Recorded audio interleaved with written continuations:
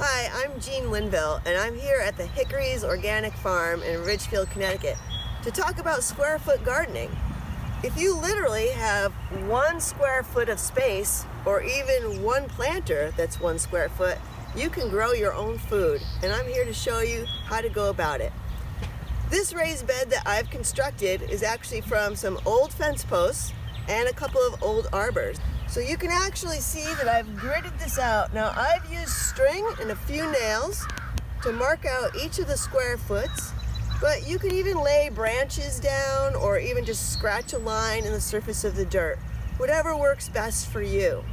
So in this particular space, we have 21 square feet to be growing food in. So once you've set up your workspace where you want to put your food, the next thing is to think about what it is you want to grow.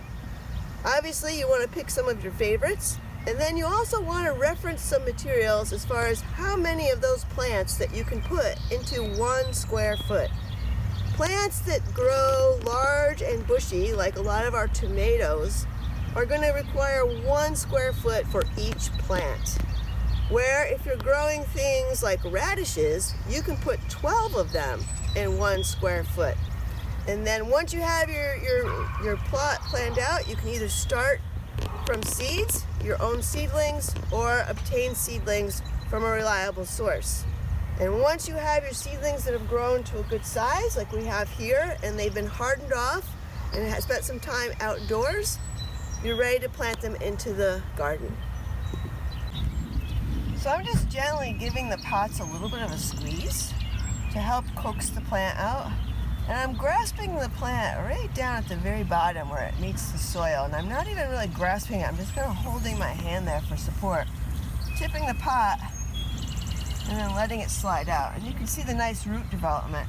So we want to make sure that we have a hole that's good enough that can just rest straight in. Give it a gentle push down in and then gently put some soil around it. So if we had something like an acorn squash, this is going to need room. And so this is going to go into 1 square foot. So what you would do is just make your hole and then work on removing your plant and putting it in. You'll also notice that I've made some labels. We all think that we're going to remember what we've planted in our gardens, but sometimes it's easy to forget. So I highly recommend that you make some sort of label. You can use something like a popsicle stick, or you can even cut apart like a milk carton. It has that waxy coating, and put the label on that, and that'll hold up for pretty much 1 season. But I do highly recommend putting labels in.